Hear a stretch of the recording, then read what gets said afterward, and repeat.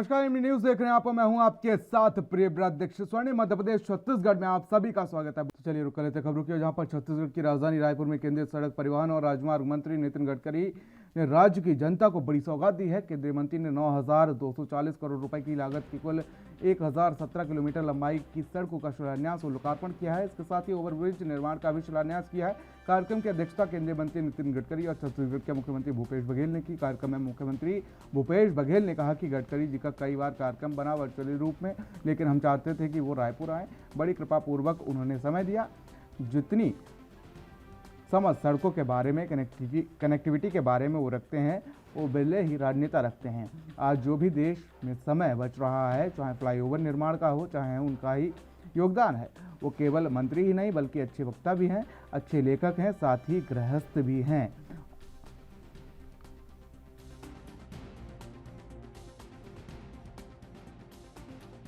जा सके।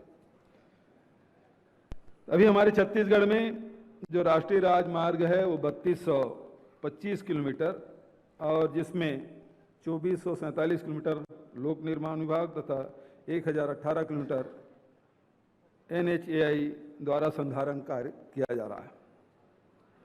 अधोसंरचना विकास की प्राथमिकता की ओर आपका ध्यान आकर्षित करते हुए मैंने समय समय पर आपसे जो मांगे मैंने की, उसमें क्रम से चांपा उर्गा कोरबा मार्ग, पाली कटघोरा मार्ग, मुंगेली पोंडी मार्ग, झलमला शेरपार मानपुर मार्ग, अभनपुर पोंड मार्ग, मदांगमुड़ा से देवभोग मार्ग, इसकी मैंने मांग की थी और इसको आपने सहृदयतापूर्वक इन सभी मांगों की स्वीकृति आपने प्रदान की। इसके लिए मैं आपको बहुत बहुत धन्यवाद देता हूं। NHAI के माध्यम से विभिन्न परियोजना जो भारतमाला एवं इकोनॉमिक कॉरिडोर योजना अंतर्गत जो स्वीकृति दी है, जिसमें रायपुर विशाखापट्टनम मार्ग, बिलासपुर उर्गा पत्थलगांव मार्ग, चांपा कोरबा मार्ग, इसके लिए भी मैं आपको हृदय से धन्यवाद देता हूं। साथ ही राष्ट्रीय राजमार्ग के लिए भूमि की आवश्यकता होती है और भूमि परिवर्तन के भी है। वन विभाग की से अनुमति की बात है, तो उसके लिए हम लोगों ने मुख्य सचिव की अध्यक्षता में मैंने कमेटी गठन की है, जो समय समय पर यह हाई पावर कमेटी मीटिंग करती है और समय सीमा पर सारी कार्रवाई की जा रही है और मैं समझता हूं उससे आप संतुष्ट भी होंगे। 2022-23 में एनुअल प्लान में राष्ट्रीय राजमार्गों के कार्य के लिए लोक निर्माण विभाग द्वारा 2100 करोड़ रुपया का एनुअल प्लान प्रस्तुत किया गया है। छत्तीसगढ़ राज्य में राष्ट्रीय राजमार्ग के संबंध में आपका ध्यान मैं आकर्षित करना चाहूंगा। आज तक जाने का जो डिस्टेंस है वो काफी कम होगा। ये जो योजना है ये 707 किलोमीटर 4 लेन इकोनॉमिक कॉरिडोर की है और इसमें 180 किलोमीटर का कार्य पूरा हो चुका है। रायपुर से सिग्मा 4 लेन करीब 800 करोड़ का काम पूरा हुआ है। सिग्मा से सरगांव 42 किलोमीटर 700 करोड़ का काम पूरा हुआ है। सरगांव से बिलासपुर 550 करोड़ काम पूरा हुआ है। बिलासपुर से उर्गा 4 लेन 70 किलोमीटर 1800 करोड़ का काम मार्च 2022 में शुरू हो जाएगा। उर्गा से पत्थलगांव तक 4 लेन मार्ग का निर्माण 88 किलोमीटर, ये 2300 करोड़ रुपए का काम है, जो मई 22 में अवार्ड हो जाएगा। पत्थलगांव से कुनकुरी तक 100 किलोमीटर, ये 2100 करोड़ का काम है। इसका DPR बन गया है दिसंबर तक, उसके बाद इसका काम शुरू हो जाएगा। कुनकुरी से गुमला 28 किलोमीटर, मई 2022 में इसका DPR बनने के बाद तुरंत काम शुरू हो जाएगा। और गुमला से पलामू तक 4 लेन 63 किलोमीटर 1600 करोड़, ये भी काम मई 2022 में आरंभ हो जाएगा। पलामू से रांची तक 4 लेन 23 किलोमीटर 238 करोड़, ये 2019 में पूरा हुआ है।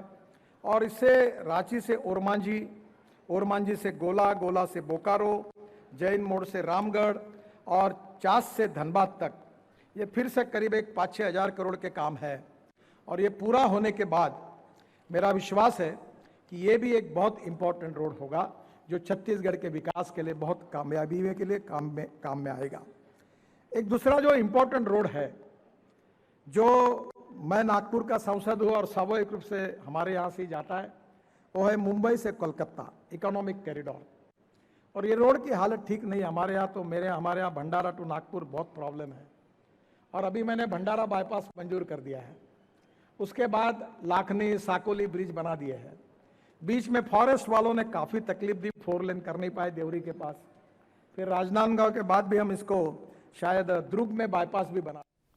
तो आज नेशनल सिविल सर्विस डे है। इस मौके पर आरसीबीपी नरसिंहा प्रशासन अकादमी के स्वर्ण जयंती सभागार में कार्यक्रम आयोजित में मुख्यमंत्री शिवराज सिंह चौहान ने प्रदेश के लोक सेवकों को संबोधित किया। कार्यक्रम के दौरान सभागार में उस वक्त अचानक सन्नाटा छा गया जब सीएम के संबोधन के दौरान बिजली गुल हो गई। इसके बावजूद सीएम शिवराज ने भाषण जारी रखा। बिजली गुल होने पर उन्होंने मन से ही पूछा, संजय दुबे ऊर्जा विभाग के प्रमुख सचिव कहाँ हैं? शिवराज ने कहा कि कोयले का अभी भी संकट है।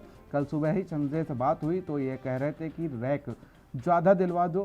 करीब 5 मिनट के बाद बिजली आई और मुख्यमंत्री शिवराज सिंह चौहान ने अधिकारियों को संबोधित करते हुए कहा कि हम कठिन परिस्थितियों में घबराकर घर नहीं बैठे, बल्कि जनता के कल्याण के लिए अपने आप को दांव पर लगाकर भी हमने काम किया है।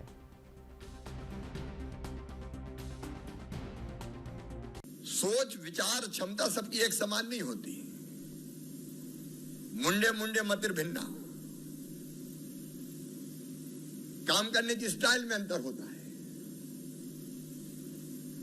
अभी कैपेसिटी बिल्डिंग कमीशन के सदस्य बैठे हैं, प्रधानमंत्री जी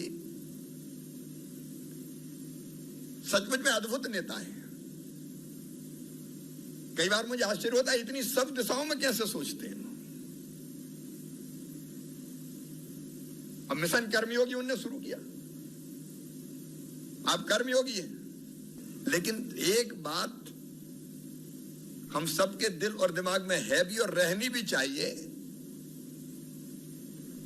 कि सिविल सर्विस केवल कैरियर नहीं है,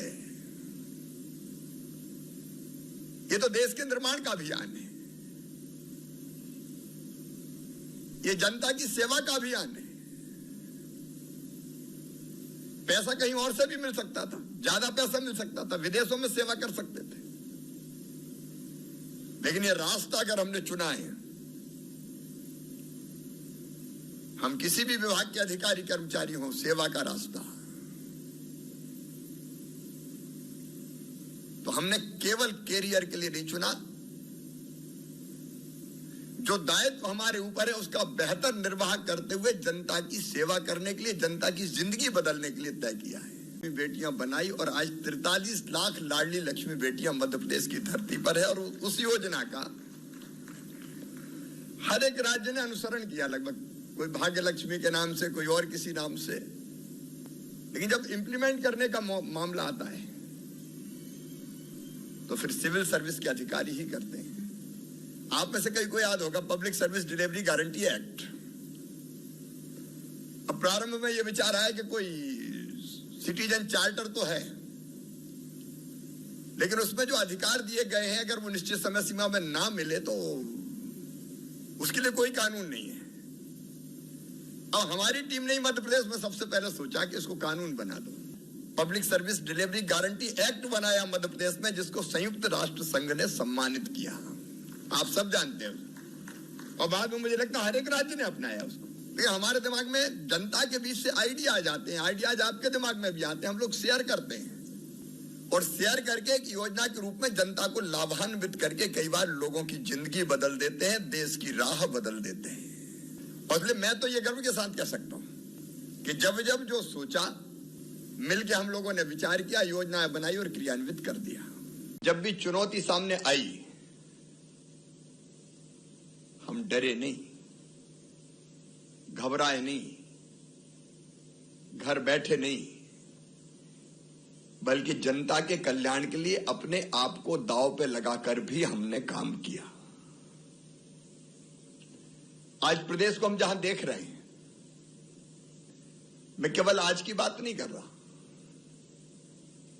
देश की आजादी के बाद से, मध्य प्रदेश के गठन के बाद से, 1956 के बाद से मध्य प्रदेश ने प्रगति और विकास की कई मंजिलें तय की है,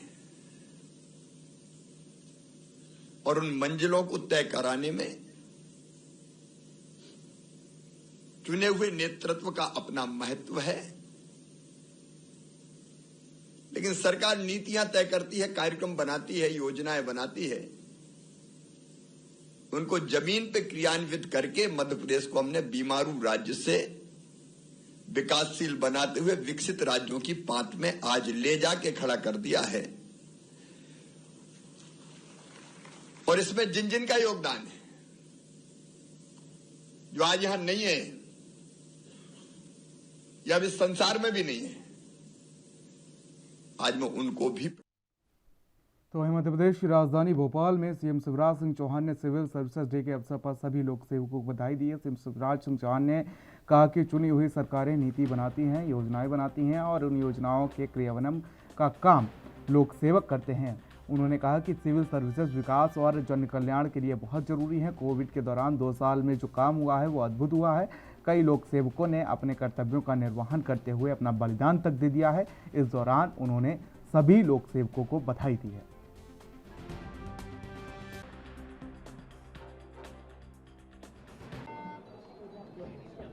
चुनी हुई सरकार नीति बनाती है, योजनाएं बनाती है, उसका क्रियान्वयन और अंतिम व्यक्ति तक उसका लाभ पहुंचाना, ये हमारी सिविल सर्विसेज करती हैं, लोक सेवक करते हैं। काम बहुत अच्छा हुआ है, लेकिन सुधार की गुंजाइश सदैव है और हम लोग लगातार और बेहतर कैसे करें, इस पर विचार करते रहते हैं। सिविल सर्विसेज बहुत महत्वपूर्ण है विकास के लिए, जन कल्याण के लिए। आज फिर हम लोग मिले और आह्वान किया कि और बेहतर ढंग से, क्योंकि कोविड के दौरान जो कुछ काम हुआ इन 2 सालों में, वो सचमुच में अद्भुत हुआ है। और कई हम जानते हैं लोक सेवक तो अपने कर्तव्यों का निर्वाह करते हुए अपना बलिदान तक दे दिया सेवा करते हुए। मैं सभी लोक सेवकों को बधाई देता हूं और बेहतर हम कैसे कर सकते हैं, सुधार की गुंजाइश सदैव रहती है। तो उसके स्वर्णिम मध्य प्रदेश छत्तीसगढ़ में खबरों का सिलसिला लगातार जारी है। रुकेंगे छोटे से ब्रेक के लिए।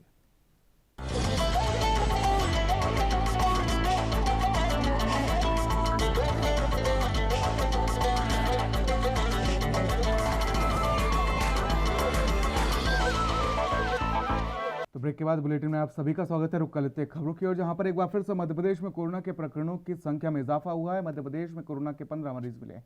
इस बारे में मध्य प्रदेश के गृह मंत्री डॉक्टर नरोत्तम मिश्रा ने जानकारी दी है। उन्होंने बताया कि 24 घंटे की बात की जाए तो प्रदेश में कोरोना के 15 नए केस सामने आए, वहीं 2 मरीज ठीक भी हुए हैं। साथ ही खरगोन कांड को लेकर मिश्रा ने कहा कि खरगोन का कोई भी गुनहगार कानून से नहीं बच पाएगा।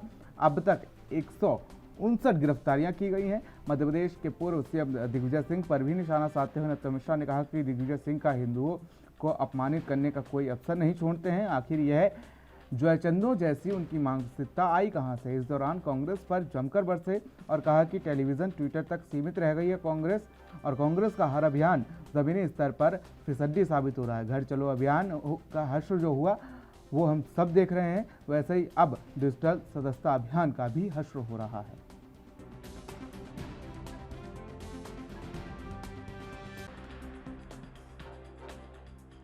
पिछले 24 घंटे में कोरोना के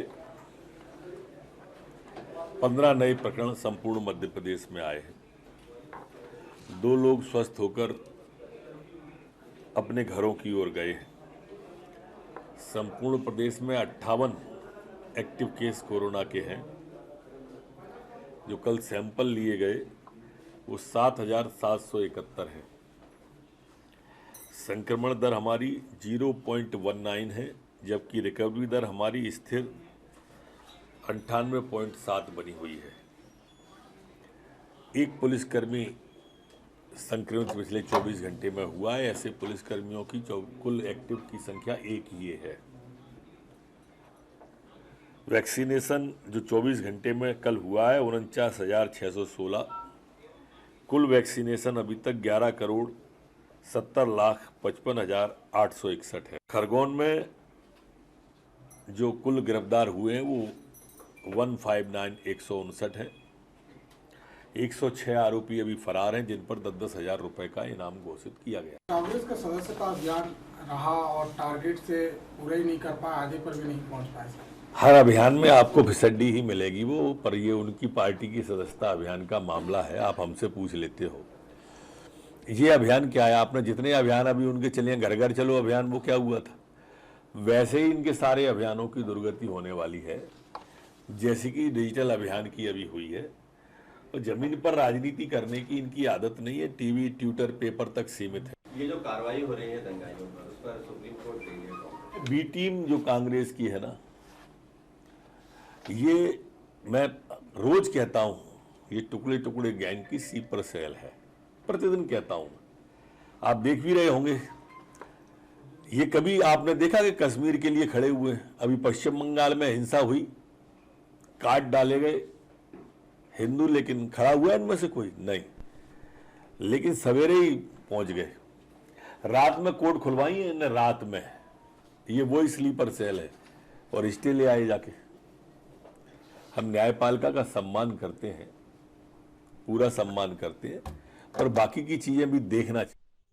तो वहीं केंद्रीय गृह मंत्री अमित शाह 22 अप्रैल को मध्य प्रदेश की राजधानी भोपाल आ रहे हैं। मिशन 2023 को देखते हुए शाह का यह दौरा काफी अहम है। प्रदेश में इस बार जीत का मंत्र के लिए आदिवासियों को साधेंगे और इसी को लेकर तैयारी भी की जा रही है। तो वहीं इसी को लेकर तैयारियां जोरों पर हैं। शाह के दौरे को लेकर चल रही तैयारियों का जायजा लेने पहुंचे मध्य प्रदेश के मंत्री विश्वास सारंग ने अधिकारियों से तैयारियों के बारे में जानकारी ली। उन्होंने कहा कि अमित शाह का भोपाल आना हम सभी के लिए सौभाग्य का विषय है। उन्होंने देश की एकता अखंडता के लिए काम किया है। कश्मीर हो या पूर्वांचल के राज्य, उसमें शांति स्थापना की है।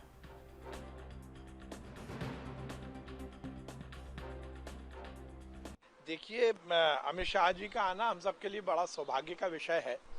वो नेता जिन्होंने देश की एकता अखंडता के लिए काम किया और गृह मंत्री के नाते उन्होंने इस बात को स्थापित किया है कि इस देश में चाहे कश्मीर हो या पूर्वांचल के राज्य हो, वो उनमें शांति स्थापित हो। धारा 370 हटाने का जो हम सबका संकल्प था, उसको मूर्त रूप देने का काम अमित शाह जी ने किया। ये हम सबके लिए बहुत प्रसन्नता की बात है कि वो भोपाल पधार रहे हैं। विभिन्न कार्यक्रमों में वो रहेंगे और वन समितियों के सम्मेलन में भी वो रहेंगे। भारतीय जनता पार्टी की सरकार ने तेंदुपत्ता संग्राहकों को हर समय संरक्षण देने की बात की है और वही काम भी किया है। हमने तेंदुपत्ता संग्राहकों की समस्त जो बोनस है वो उन तक पहुंच सके, इसकी भी व्यवस्था की है। जनता पार्टी किसी भी कार्यक्रम को चुनाव में फायदा लेने के हिसाब से आयोजित नहीं करती। हम तो समाज के हर वर्ग का कल्याण करना चाहते हैं। आपको याद होगा जब अर्जुन सिंह जी मध्य प्रदेश के मुख्यमंत्री थे और कांग्रेस की सरकार थी, उस समय सबसे बड़ा घोटाला ही तेंदुपत्ता में होता था। और भारतीय जनता पार्टी की सरकार ने तेंदुपत्ता संग्राहकों के संरक्षण के लिए, उनकी उत्थान के लिए लगातार प्रयास किए हैं और उसी का परिणाम निकला है कि तेंदुपत्ता संग्राहक लगातार आर्थिक रूप से मजबूत हो रहे हैं। कल माननीय अमित शाह जी के कर कमलों से ये वितरित होगा और उसके साथ ही माननीय अमित शाह जी पुलिस एकेडमी के कार्यक्रम में भी रहेंगे और उसके साथ ही भारतीय जनता पार्टी के कार्यालय वो पहुंचेंगे और हम सभी कार्यकर्ता उनका भव्य स्वागत भी करेंगे। हम सबके लिए प्रसन्नता की बात है कि अमित शाह जी भोपाल। वहीं केंद्रीय गृह मंत्री अमित शाह के दौरे से पहले सुरक्षा का रोड मैप भी तैयार कर लिया गया है। शहर में शेर आ रहा है कि पोस्टर लगाए गए हैं। बीजेपी विधायक रामेश्वर शर्मा ने अमित शाह की तारीफ करते हुए कहा कि जो काम 70 सालों में किसी ने नहीं किया, वह पीएम मोदी के नेतृत्व में शाह ने कर दिखाया है।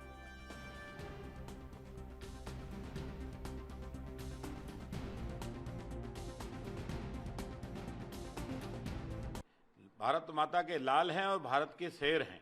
और भारत के शेर हम इस संदर्भ में कहते हैं कि 70 साल से जिस राजनीतिक पीड़ा और त्रासदी को कश्मीर भोग रहा था, उस कश्मीर की 370 का खात्मा अगर किसी ने किया है तो मोदी जी के नेतृत्व में अमित शाह जी ने किया है। 3 तलाक को लेकर लाखों बहनें जो है सड़कों पर मारी मारी फिर रही थी और तथाकथित मुसलमान तलाक तलाक बोलकर बहनों की जिंदगी के साथ खेल कर रहे थे। 3 तलाक जैसे कठोर कानून को लागू करने का भी काम आदरणीय मोदी जी के नेतृत्व में आतंकवाद का खात्मा करने का काम भी अमित शाह जी ने किया है। और दिल्ली में गुंडे मवाली जो रामनवमी के जुलूस पर जिनने हमला किया था उन पर बुलडोजर चलाने का काम भी आदरणीय अमित शाह जी ने किया। तो ये कह सकते हैं कि आज दुनिया में जहां भी सरदार वल्लभ भाई पटेल होंगे वो आनंदित और प्रफुल्लित होंगे कि जो काम पंडित नेहरू की गलती के कारण मैं नहीं कर पाया, आज मेरा लाल। तो सुनिए मध्य प्रदेश छत्तीसगढ़ के इस खास बुलेटिन। फिलहाल मेरे साथ इतना ही। देश और दुनिया की अहम खबरों के लिए बने रहिए एनबी न्यूज के साथ। नमस्कार।